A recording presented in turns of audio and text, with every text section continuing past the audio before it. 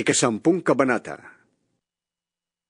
Pagkaraan nito, nakita ko ang isa pang makapangyarihang anghel na bumababa mula sa langit.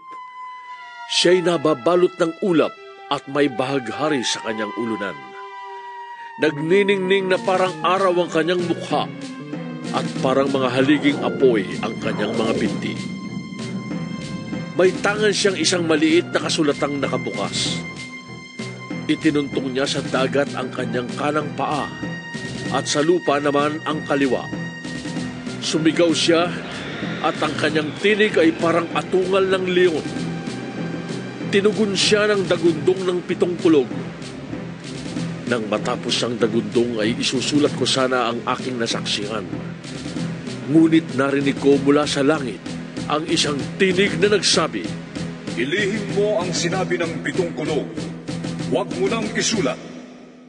At itinaas ng anghel na nakita kong nakatuntong sa dagat at sa lupa ang kanyang kanang kamay.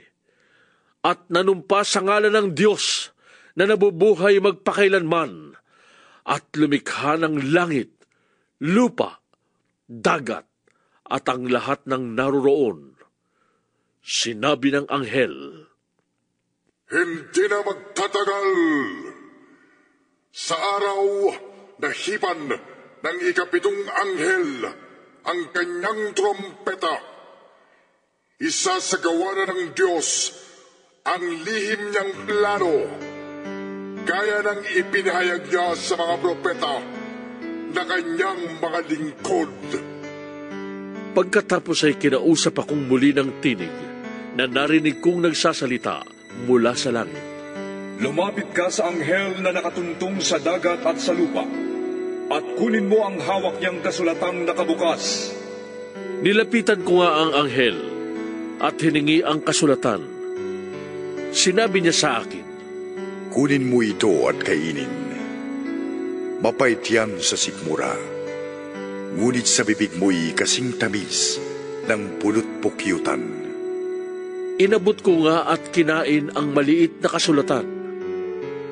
Matamis nga yun na parang pulot-pukyutan sa bibig. Ngunit nang malunok ko na'y pumait ang aking sikmura. At sinabi nila sa akin, "Kailangang ipahayag mong muli ang mga ipinasasabi ng Diyos tungkol sa mga tao, bansa, wika, at mga hari."